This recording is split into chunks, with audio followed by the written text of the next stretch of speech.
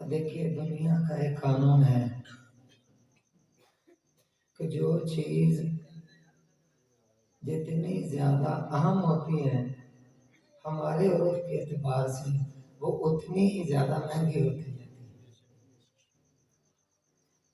جو چیز جتنی زیادہ اہم اور ضروری ہوتی ہے کہ اس کے بغیر گزارا نہیں۔ میں سب میں بغیر تمہید کے چند باتیں عرض کروں گا، پتہ نہیں گلا چلتا ہے۔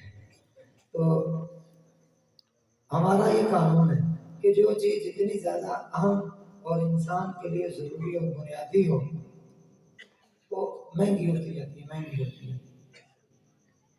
لیکن ایک اللہ تعالیٰ کا قانون ہے، اللہ تعالیٰ کا قانون یہ ہے کہ جو چیز جتنی زیادہ اہم ہوگی وہ اتنی زیادہ سستی ہے۔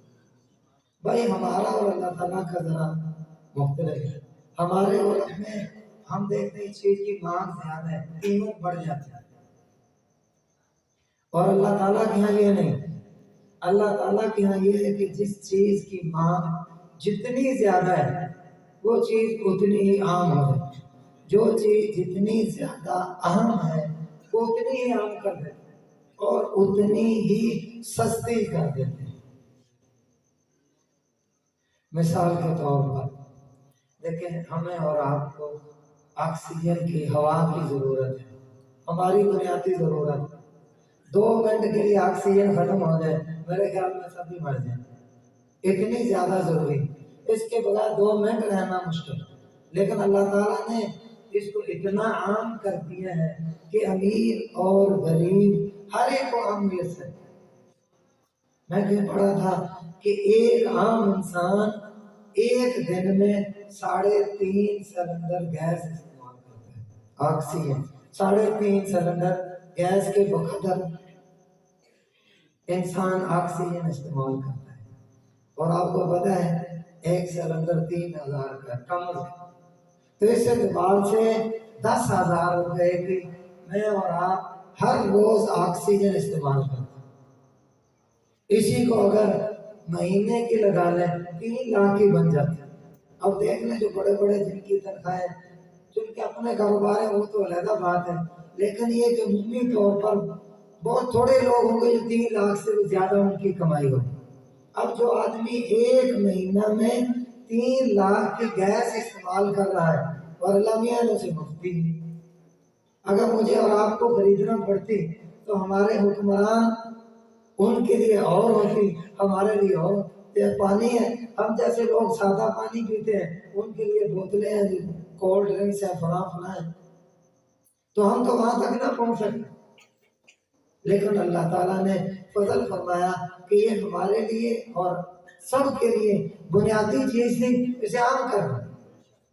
کسی کے لیے پریشانی نہیں کہ اس کو آکسیجن کے لیے کہیں جانا پڑے، کسی سے خریدنا پڑے، نہیں عام۔ پھر یہ بھی فرق نہیں کہ یہ ہمارا کا طبقہ ہے، اس کے لیے اور قسم کی گیس اور آکسیجن ہوگی، یہ فقراء اور غریبوں کا طبقہ ہے، اس کے لیے اور قسم کی آکسیجن ہونی چاہیے، فرق نہیں کیا۔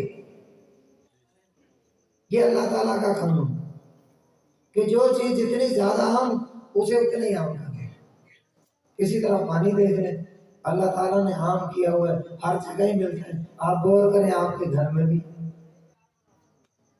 اسی کے ساتھ ایک اور چیز لگا دیں، دیکھیں ذرا اللہ تعالیٰ نے ہمیں اور آپ کو زندگی دی ہے، زندگی نام ہے وقت کا، یہ بھی بڑی قیمتی ہے، اللہ تعالیٰ نے ہمیں وافر دے دی۔ دیکھیں ایک آدمی کو 60-70 سال کی زندگی میسر آ جاتی ہے تو کتنا بڑا وقت ہے، لیکن ہماری حالت یہ ہے کہ ہمارے ہاں جو چیز وافر ہو جائے نا ہم ناقدری کرنا شروع کر دیتے ہیں۔ ہماری روٹین یہ بنی ہوئی ہے کہ جو چیز وافر مل جائے نا، جیسے ہمارے گھروں میں جن کی ہم شادگی ہے، ہم دیکھتے ہیں ایک آدمی کھانا کھاتا ہے، 2 کھاتے ہیں، 10 کا کھانا بن جاتا ہے، وہ 5-6 کا کھانا ضائع ہوتا ہے، اور وہ اپنے آپ کو سمجھتے ہیں کہ جی یہ اچھی۔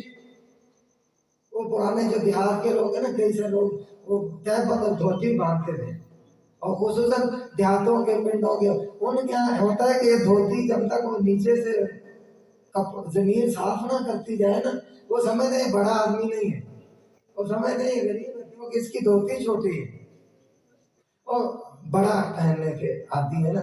यानी हमारी रूटीन ये है कि हम चीज को जाया करने के आदी हैं, हम उसकी कदर नहीं करते।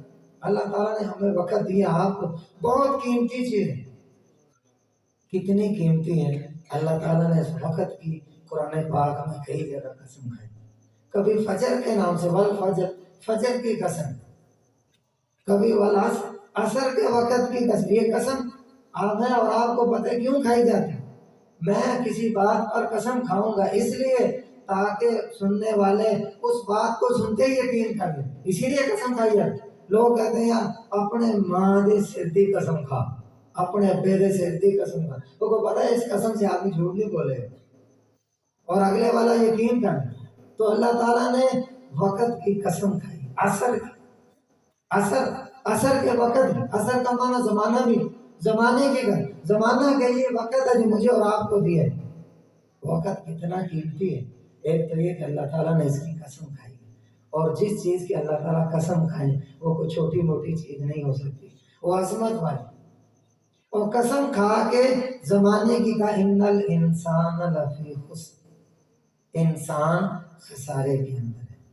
उलमाए कराम फरमाते हैं कि अल्लाह ताला को अपनी बात को पक्का करने के लिए किसी तरह की कसम खाने की जरूरत नहीं। ये असल में जो कसम होती है माँ बाप, इसके बाद जो बात होती है उसकी ये कसम पहले दलील है। अल्लाह ताला दलील पहले देते हैं, दावा बाद में करते हैं। आगे इन्नल इंसान लफी खुस्र, इंसान खसारे के अंदर, और उसकी दलील दी है वल असर, इंसान जमाने को देख ले।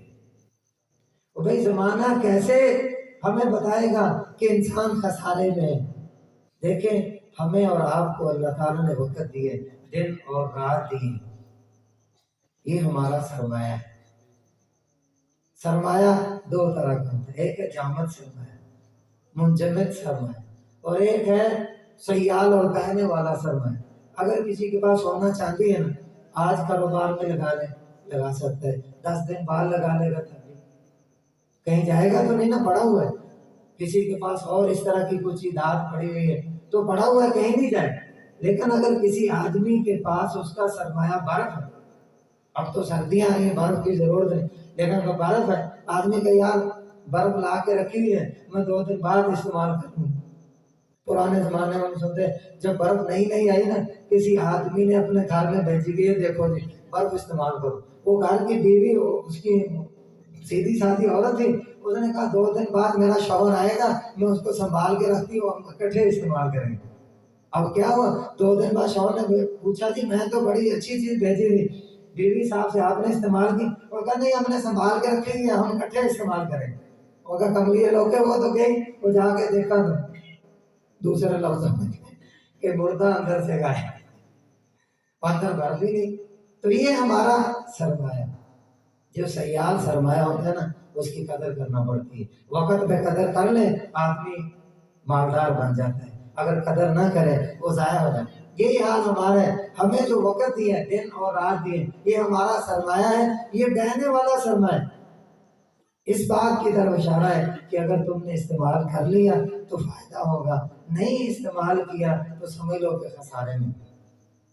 तो बहरहाल ये बता रहा था कि जो चीज जितनी ज्यादा अहम होती है, अल्लाह तबारक व तआला का कानून है कि वो उसको उतना ही आम कर देते हैं। और उसमें मैंने कहा जैसे ऑक्सीजन, पानी की मिसाल, वक्त की मिसाल। वक्त की मिसाल कीमती होने में आप ये भी लगा सकते हैं, हम और आप बाज़ औक़ात चीजें खरीदते हैं ना, एक नकद है उसकी कीमत और है, एक जब उधार लेते हैं कीमत बढ़ जाती है।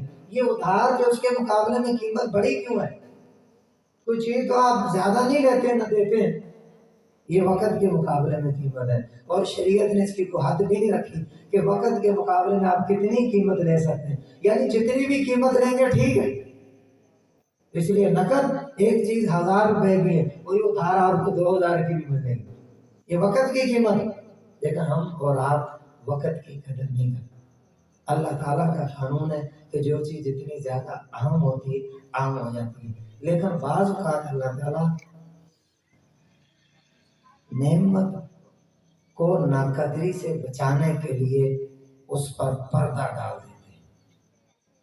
بعض اوقات بعض چیزیں بڑی قیمتی ہوتی ہیں لیکن بہت سارے لوگ اس کو حاصل کر لیتے ہیں پھر اس کی قدر نہیں کرتے. جیسے دیکھیں حضور پاک صلی اللہ تعالی علیہ وسلم ہمارے اور آپ کے آخری پیغمبر. اللہ تعالیٰ ہمیں قیامت میں ان کے سائے سے محروم نہ فرمائے، جنت میں ان کے قدموں میں جگہ عطا فرمائے. حضور صلی اللہ علیہ وسلم کتنی بڑی نعمت ظاہر ہے، لیکن اللہ تعالیٰ نے جب آپ کو پیدا کیا نا یتیم پیدا کیا. اس میں کیا حکمت ہے؟ آپ کے والد گرامی پہلے ہی دنیا سے جا چکے، ابھی تھوڑی سی عمر تھی والدہ بھی چلی گئی. پھر دادا جان آپ کو یتیم کیوں پیدا کیا؟ تاکہ اس زمانے کے دستور کے مطابق جو دائیاں آتی تھی نا لینے کے لیے بچوں کو دودھ پلانے کے لیے تو وہ لے جاتی تھی. آپ کو یتیم پیدا کیا تو کوئی ایسی پیسوں کی خاطر اس نعمت کو لے جائے اور بعد میں جا کر قدر نہ کرے. اللہ تعالیٰ نے یتیمی کا پردہ ڈال دیا کہ اس کو سمجھ کر لے.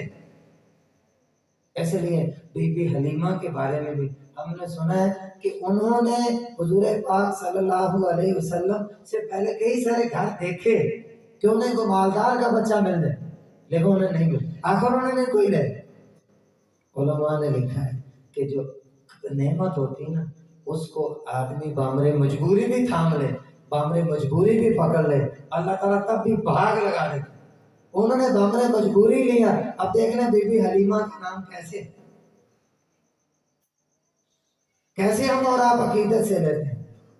اسی طور پر یہ جو دین ہے نا، دین جو میں نے اصل بات کرنی بس ایک خلاصے کی بات ہے آپ سمجھ لیں. دیکھو ایک ہے دنیاوی تعلیم، ایک ہے دینی تعلیم. یہ ہمارے مولانا صاحب ہیں، ہمارے پاس بھی پڑھتے ہیں ماشاءاللہ، بہت نیک ہیں. اللہ تعالیٰ ان کو جزائے خیر عطا فرمائے. ابھی کچھ دن پہلے میں سمجھ رہا تھا سال ہو گیا، پر ہمارے دن ہی سال بھی نہیں ہوا. ابھی یہاں ہم نہیں آ کے ہمارے جیسے وکیلوں نے بس ایسے انہوں نے رکھوا لی ہم سے، ورنہ تو ان کی محنت ہے اللہ تعالیٰ قبول فرمائے. لیکن اب کیسے انہوں نے ماشاءاللہ عمارت بھی کھڑی کر دی. تو ایک ہے دینی تعلیم، ایک ہے دنیاوی تعلیم. دینی تعلیم اور دنیاوی تعلیم میں فرق کیا ہے؟ دنیاوی تعلیم آپ شروع میں بچہ جب پہلی پڑھتا نا اس سے پہلے نرسری، اس سے بھی پہلے 3 سال تو پہلے اس کے لیے علیحدہ فیسیں ہوتی ہیں. پھر پہلی شروع سے لے کر آخر تک پیسے لوٹا کے آدمی کچھ حاصل کرتا ہے. لیکن مذہبی تعلیم کیا ہے؟ آپ اپنے بچے اور بچی کو مدرسے میں داخل کروا دیں. ہم نے آپ سے کچھ نہیں لینا، کسی کا دل چاہے دے جائے، کسی کا دل نہیں چاہتا نہ دے. ہمارے دور حضرت تھانوی رحمۃ اللہ علیہ فرماتے تھے کہ اگر لوگوں کا دل چاہتا ہے ہمیں نہ دے، ہم دکان کر لیں گے، ہم کو اور کاروبار کر لیں، لیکن تم سوچنا کہ تمہارے بچوں کا کیا بنے. تو بہرحال ہماری یہ جو دینی تعلیم ہے شروع سے لے، ہمارے مدرسے میں مولانا سلیم صاحب کے سارے بچہ پڑھتا تھا، شاید نہیں یاد ہو، ثاقب رشید اس کا نام. اس کا والد جب وہ لڑکا پہلے دن آیا اس نے داخل کروانے آیا اور جس دن ہم نے اس کے سر پر پکڑی ہے وہ اتنا سا چھوٹا سا تھا، گلونگڑا سا چھوٹے بچے کی طرح جو پڑھنے کے لیے. اور جب وہ فارغ ہو کے گیا تو مولوی صاحب بن گئے. آخری دن اس کے ابا جانا ہے، درمیان میں نہیں اس نے پوچھا کہ میرا بیٹا پڑھ رہا ہے یا نہیں، اسے آپ روٹی دے رہے ہو یا نہیں، کچھ نہیں پوچھا. ہم نے بھی اسے کچھ نہیں. تو دیکھیں دنیاوی تعلیم میں کتنا آپ کا خرچہ آتا ہے اور دینی تعلیم میں کچھ خرچہ نہیں آتا. اس سے لوگ یہ سمجھتے ہیں کہ شاید یہ ناقدری والی چیز ہے، یہ کوئی قیمتی چیز ہے. میں نے کہا جو پہلے دستور بتایا نا اللہ تعالیٰ کا قانون ہے، اللہ تعالیٰ کا دستور ہے. جو چیز جتنی زیادہ اہم ہوتی ہے اللہ تعالیٰ عام کر دے. دنیاوی تعلیم اتنی اہم نہیں تھی تو وہ کتنا خرچہ ہے آپ کا، آپ کو پریشانی ہوتی ہے. بچوں جو غریب لوگ ہیں 10 پڑھا کے بس کر دیتے جی ہمارے پاس خرچہ نہیں، 12 یا 14 BA یا MA کرا دی، آگے نہیں چلتے. لیکن مذہبی تعلیم ہمارے پاس کوئی ہم آپ سے خرچہ نہیں لیتے. اب مولانا سلیم صاحب نے شروع کیے، آپ کو دے دیں ان کی طرف سے کوئی مطالبہ نہیں. تو یہ عام ہونا اس بات کی علامت نہیں ہے کہ یہ قدر والی چیز ہے، یہ اس کے قدر ہونے کی علامت. اس لیے کہ انسان کی بنیادی ضرورت کی ہدایت، دین اور مذہب انسان کی بنیادی ضرورت ہے. اس لیے اللہ تعالیٰ نے اسے عام کر دیے اور گھر گھر میں آپ کو ہر مسجد میں آپ کو دین بتانے والے مل جائیں گے، تاکہ کل کو کوئی یہ نہ کہہ سکے جی ہمارے پاس ہمیں تو بتانے والا نہیں ہے، ہمیں تو کسی نے سیدھی بات ہی نہیں. آپ اپنی مسجد میں مل جائے، اپنے گاؤں اور دیہات میں مل جائے اور یہ ہدایت اتنی بڑی نعمت ہے، اتنی بڑی نعمت ہے کہ قرآن پاک نے نا حضور پاک صلی اللہ علیہ وسلم کے احسانات، حضور پر کیا اللہ تعالیٰ نے احسانات کیے، ان میں ایک احسان یہ ہے بہت زیادہ کا ضالن فہدیٰ، وہ آپ کو شریعت کے بارے میں معلومات نہیں تھی، اللہ تعالیٰ کا راستہ معلوم نہیں تھا، ہم نے فہدیٰ آپ کو وہ راستہ بتا دیا، اب لوگوں کو آپ بتا دیں، یہاں فہدیٰ ہے۔ اب 3 انعامات ہیں، ان میں سے تیسرا انعام یہ ہے کہ آپ کو ہم نے ہدایت دی۔ اب اس 3 انعامات کے بدلے میں آپ کو 3 ہی حکم دیے گئے، اس میں سے جو تیسرا حکم ہے وَأَمَّا بِنِعْمَةِ رَبِّكَ فَحَدِّثْ، فرمایا بابو جو نعمت ہم نے دی ہے نا اس کو آگے بیان کرو۔ علماء فرماتے ہیں پہلے تو ہدایت کا ذکر ہے اور بعد میں اس کو نعمت سے ذکر کرنا، یہ کیا یہ ہونا چاہیے تھا وَأَمَّا بِهِدَایَةِ رَبِّكَ فَحَدِّثْ، اپنے رب کی ہدایت کو بیان کرو، اس کی جگہ نعمت کا لفظ لا کر یہ بتا دیا کہ دنیا جہان میں اگر کوئی نعمت اس قابل ہے کہ اسے نعمت کہا جائے وہ ہدایت ہے۔ اس لیے مجھے اور آپ کو جو اللہ تعالیٰ نے دین اسلام کی ہدایت عطا فرمائی یہ بہت بڑی نعمت، اور یہ ہدایت کہاں سے ملتی ہے؟ یہ مدارس سے ملتی ہے، یہ مدارس سے ملتی ہے۔ آپ کو پتہ ہے جو جتنا زیادہ اہم چیز ہوتی ہے نا اس کی حفاظت کرنے والے بھی ہم ہو جاتے ہیں۔ ایک کاغذ ہے نا، کاغذ عام ہے، یہ دیکھو ادھر پڑا ہوا ہے، ابھی اٹھا کے باہر پھینک دیں گے، لیکن یہاں ایک کاغذ ہے قرآن پاک ہے، آپ پڑا ہوا ہے، کہیں نیچے گر جائے کوئی نیچے رہنے دے گا؟ ہم اٹھائیں گے، چومیں گے، آنکھوں پہ لگائیں گے، اونچی جگہ رکھ دیں گے۔ کیوں قدر کی ہم نے؟ حالانکہ کاغذ اتنا ہی تھا، وہی کاغذ ہے عام، دیکھو قرآن پاک لکھا گیا۔ اب ایک حافظ قرآن ہے یا حافظ قرآن بچی ہے، اس کے سینے میں جو قرآن آیا تھا تو ظاہر وہ بھی قدر والی بنے گی کہ نہیں بنے؟ تو یہ جو دین ہے یہ دین آپ کو مدارس سے ملے گا۔ سب سے پہلا مدرسہ ماں کی گود ہوتی ہے، سب سے پہلا مدرسہ، جو چیز انسان وہاں سے سیکھتا ہے وہ آخر تک چلتی ہے۔ یہ ایسا مدرسہ ہے جس کو کوئی نصاب نہیں، جس میں داخلہ ہونے کے لیے کوئی فیس نہیں ادا کرنا پڑتی، اور یہ اس وقت سے انسان کو سنبھالتا ہے جب انسان اپنے آپ کا بھی نہیں ہوتا، جب انسان اپنے ہاتھ پیر تک نہیں ہلا سکتا ہے، جب اپنی ضروریات نہیں پوری کر سکتا ہے۔ یہ جو ماں کی گود ہے، یہ جو مدرسہ ہے، بچے کی اس وقت ضرورت پوری کر، اس وقت اسے ساری چیزیں دین ہے اور اس طرح کی چیزیں اس کو بولنا سکھایا، اس کو ادب سکھایا اور اسے قرآن پاک کی چیزیں سکھائیں۔ اور ہمارے پہلے جو عورتیں ہیں وہ جب بچوں کو دودھ پلاتی تھیں تو اس میں سبحان اللہ الحمدللہ، ہمیں بھی چھوٹے ہوتے یاد ہے حسبی ربی جل اللہ معافی قلبی ہے۔ اب اس وقت ہم نے سنا تھا معافی قلبی، ہم سمجھتے تھے یہ معافی ہے، پتہ نہیں تھا معنی کی ہے، بعد میں پتہ چلا کہ یہ معافی اور ہے، نہیں سمجھ میں آیا۔ تو عورتیں یہ تھی، لیکن اب معاملہ بدل گیا۔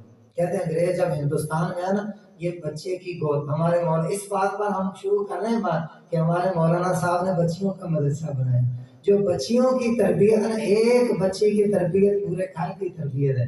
اگر ایک بچی صحیح ماں بننے کے قابل بن گئی اور صحیح ماں بن گئی تو سمجھ لیں کہ سارا گھر کام کا بن گیا، اور اگر ایک بچے کی صحیح تربیت نہ ہو سکی تو گھر کسی کام کا نہیں، کیونکہ باپ تو باہر رہتا ہے، بچے کی تربیت اس کی ماں نے کرنی ہوتی۔ یہ سب سے پہلا مدرسہ ہے۔ حضور پاک صلی اللہ علیہ وسلم نے 1 سے زائد نکاح کیے، اس کا مقصد یہ تھا کہ عورتوں کی بھی تعلیم کرے۔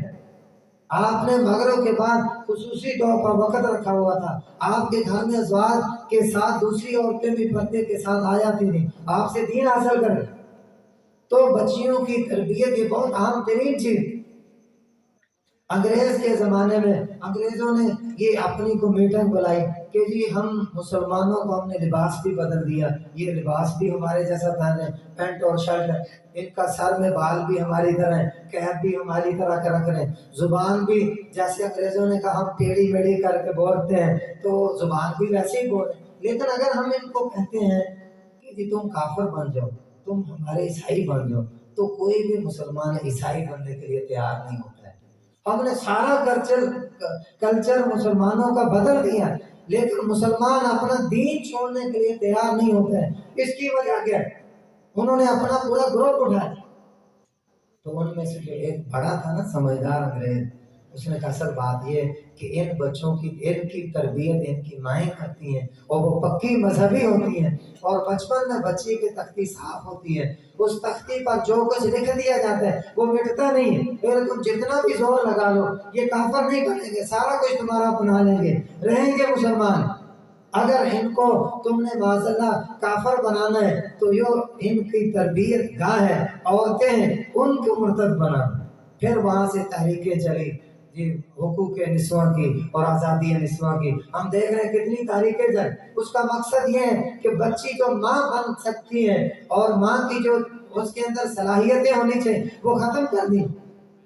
امام بخاری رحمۃ اللہ علیہ کتنے بڑے محدث ہیں، حضرت تقی صاحب کی کتاب میں پڑھا، آپ فرمانے کہ عرب کے لوگ ہم جیسے عجموں کو وہ گنگے کہتے ہیں، ہمارے گنگا کون ہوتے ہیں جو بول نہیں سکتے، گونگ گونگ کرتے ہیں، فرماتے ہیں ہم ساروں کو، میں اپنی زبان میں اردو میں بات کروں آپ ہیں، وہ ہمیں گنگا کہتے ہیں، عجم گنگے، عرب عربی کا معنی خوب فصیح و بلیغ زبان میں بولنے والے، ہمیں گنگے کہتے ہیں۔ امام بخاری رحمۃ اللہ علیہ جو عجمی تھے، اس کے باوجود ان کی کتاب کو اللہ تعالیٰ نے اتنا زیادہ قبول عام عطا فرمایا کہ عرب کے لوگوں نے بھی اپنے گردنیں جھکا دی، وہ بھی یہ ماننے کے لیے تیار ہو گئے کہ یہ بہت بڑا عالم ہے، حالانکہ وہ عجمی عربی نہیں، بخارا اور سمرقند عجم کے اندر ہے، وہاں کے رہنے والے، ان کی زبان دوسری تھی۔ فرماتے ہیں ان میں بھی ان کی تربیت میں ان کی ماں کا اثر تھا۔ کہتے جب پیدا ہوئے نابینا تھے، ان کے والد تھوڑی عمر میں وفات پا گئے تھے، بہت بڑے عالم تھے، ان کو پڑھنے کا موقع نہیں ملا ان سے، تھوڑی عمر میں وفات پا گئے تو یہ بھی نابینا پیدا ہوئے۔ ان کی امی جان بڑی پریشان ہوئی کہ میرا بچہ نابینا ہے، یہ آگے بڑھ کے کیا کرے گا، یہ تو پریشان ہے، بڑی روتی دعائیں کرتی یا اللہ میرے بچے کے ساتھ خیر کا معاملہ فرما۔ کہتے ایک دن اسی طرح روتی سو گئی، خواب کے اندر حضرت ابراہیم علیہ السلام کی زیارت ہوتی ہے، بڑے نیک بزرگ اچھے آئے، پتہ چل گیا ابراہیم علیہ السلام نے رو کر دعا کی، حضرت دعا کر دیں اللہ تعالیٰ میرے بچے کی بینائی واپس کر، کیونکہ میرا بچہ بڑا ہوگا تو بڑا ہو کر تو نابینا کچھ کر نہیں سکے۔ ابراہیم علیہ السلام نے فرمایا بیٹی تمہاری دعاؤں کی وجہ سے اللہ تعالیٰ نے تمہارے بچے کی بینائی واپس کر دی ہے۔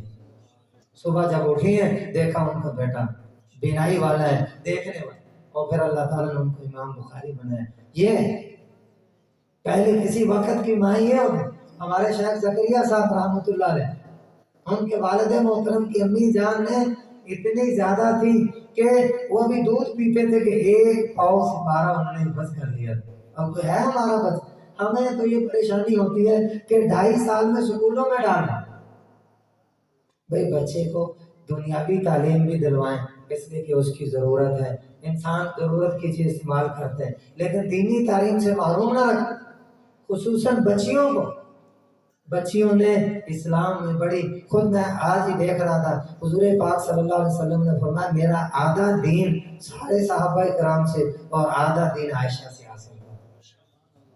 اب یہ ایک بچی ہے، پتہ ہے کہ اس نے سرکار کے زیر سایہ رہ کر تربیت حاصل کر لی ہے، فرمایا آدھا دین، کتنے صحابہ کرام ہیں، 1.25 لاکھ صحابہ کرام ہیں، ان کے پاس آدھا دین اور ایک تربیت، اور وہ بھی عورت کی تربیت کا یہ اثر ہوتا ہے۔ تو ہمارے مولانا صاحب نے یہ چند باتیں میں نے ٹوٹی پھوٹی کر دی ہیں، اور مولانا حبیب الرحمان زیاد صاحب، اصل تو بیان حضرت کا شروع ہوگا تو آپ حضرات ان کا بیان سنیں۔ ہمارے جو مولانا صاحب ہیں انہوں نے یہ بوٹا آپ کے علاقے میں لگایا ہے، آپ کم از کم ان کے لیے دعا کریں، جیسے پڑھ رہے تھے نا کن عالما او متعلما او مستمعا او محب، کہ عالم بن جائے، اگر عالم نہیں بن سکتے ہو تو متعلم بن جاؤ، متعلم نہیں بن سکتے ہو تو ان کو سننے والے ہی بن، سننے والے نہیں تو کم کم محبت رو۔ دیکھو سرکار نے یہ نہیں کہا کہ ان کو پیسے دو، اگر کوئی دیتا ہے مہربانی، نہیں دیتا ہے تب بھی کوئی محبت رکھنی کہ نیک لوگوں سے محبت آپ کو فائدہ دے گی، ولا تکن خامسا، نفرت نہیں کرنی۔ کتنے سارے لوگ ہیں نیک لوگوں سے وہ کہتے ہیں جی اللہ واسطے کا بیر ہے، تو بے شک یہ جو نیک لوگوں سے بیر ہے یہ اللہ واسطے کا نہیں، یہ شیطان واسطے۔ یہ علماء کرام ہوتے ہیں نا یہ اولیاء الزام بڑے ہوتے ہیں. امام مالک رحمۃ اللہ علیہ کی چھوٹی سی بات آپ کو بتا کر بات ختم کر دیں. امام مالک رحمۃ اللہ، علماء کرام کی کتنی قدر ہے اللہ تبارک و تعالیٰ کے. امام مالک رحمۃ اللہ علیہ، 4 امام ہیں نا، امام ابو حنیفہ رحمۃ اللہ علیہ، امام مالک رحمۃ اللہ علیہ، امام شافعی رحمۃ اللہ علیہ، امام احمد بن حنبل، 4 بڑے امام. امام مالک ان میں بڑے امام. وہ جب ان کا آخری وقت ہے، 300 علماء کرام ان کے وہ ساتھ بیٹھے ہوئے، ان کا یعنی وفات کے قریب لوگ آ جاتے، جمع ہو جاتے ہیں علماء کرام کے پاس. تو علماء کرام نے پوچھا حضرت آپ کا کیا حال ہے؟ فرمایا میں بہت خوش ہوں، اور فرمایا میں اولیاء کی صحبت سے بڑا خوش ہوں. تو لوگ بڑے متوجہ. فرمایا میں علماء کرام کو اولیاء اللہ سمجھتا ہوں، علماء کرام کو سب سے بڑا اولیاء کرام سمجھتا ہوں. اور پھر فرمایا کہ میں اپنے استاد ربیعۃ الرائے، بہت بڑے محدث ہیں، یہ وہی محدث ہیں جن کے والد صاحب جہاد میں گئے تھے اور اس وقت اپنی ماں کے پیٹ میں تھے. جب وہ واپس آئے تو بڑے عالم بن کے بڑے سارے محدثین کے بھی استاد بنے ہوئے تھے. وہ ان کے استاد فروخ تابعی ابو عبد الرحمن. تو فرماتے ہیں کہ میرے استاد نے یہ فرمایا کہ اگر کوئی آدمی نماز پڑھے، اہل علم کی کتنی قدر ہے، کوئی نماز پڑھے اور نماز کی سنتوں میں کوئی سنت اس کی رہ جائے اور میں اسے اس کی سنت صحیح کروا دوں، ایک مسئلہ بتا، تو میرے نزدیک اس سے بہتر ہے کہ مجھے پوری دنیا مل جائے اور میں اسے اللہ تعالیٰ کے راستے میں خرچ کروں. ایک مسئلہ. اب ہمارے اور آپ کے یہاں تو قدر نہیں، ہم نماز کو سیکھنے کے لیے محنت نہیں کرتے، پوری دنیا سے میں. فرماتے ہیں میرے نزدیک اگر مجھ کو کوئی مسئلہ پوچھتے ہیں رات کو اور مجھے وہ مسئلہ نہیں آتا ہے، میں رات اور دن اس پریشانی میں کوئی مسئلہ حل کر، صبح میں کسی عالم سے اٹھ کر وہ مسئلہ حل کر لیتا ہوں، تو میرے نزدیک 100 حجوں سے زیادہ. ایک مسئلہ. یہ کون فرما رہے ہیں؟ امام مالک رحمۃ. اور کتاب کس میں ہے؟ ہمارے بڑے جو شاہ عبد العزیز صاحب ہیں انہوں نے اپنی کتاب میں ان کا واقعہ یہ لکھا. تو اتنی قدر حضرت مفتی شفیع صاحب رحمۃ اللہ علیہ نے معارف القرآن میں لکھا ہے کہ قیامت کے دن علماء کرام کے قلم کی سیاہی اور شہداء کے خون کو تولا جائے. شہید کتنے اپنے گردن بھی کٹا دیتا ہے اور اس کا خون کا قطرہ بعد میں زمین پر گرتا ہے، اس کی مغفرت پہلے ہو جاتی ہے. قیامت کے دن علماء کرام کے قلم کی سیاہی اور شہداء کے خون کو تولا جائے گا تو علماء کرام کے قلم کی سیاہی وزنی ہو جائے گی. یہ قدر ہے. تو جو مولانا صاحب نے حدیث پڑھی ہے، ہمیں اور آپ کو دل میں بٹھا لینا چاہیے کہ عالم بننے کی کوشش کرنی چاہیے. خود نہیں تو اپنے بچے اور بچی کو بنائیں، یا متعلم بنیں، یا ان سے محبت رکھیں، ان کو سننے والے بنیں، ان سے نفرت نہ کریں. اللہ تبارک و تعالیٰ سے دعا ہے کہ مولانا صاحب نے یہ جو یہاں بوٹا لگایا ہے، اللہ تعالیٰ اس کو اور زیادہ اس کی خوشبو کو 4 دانگے عالم میں پھیلا دے اور ان کو اخلاص کے ساتھ مزید کام کرنے کی توفیق عطا فرما دے اور ان کی جو ضروریات ہیں اپنے خزانہ غیب سے پوری فرما دیں. آخر دعوانا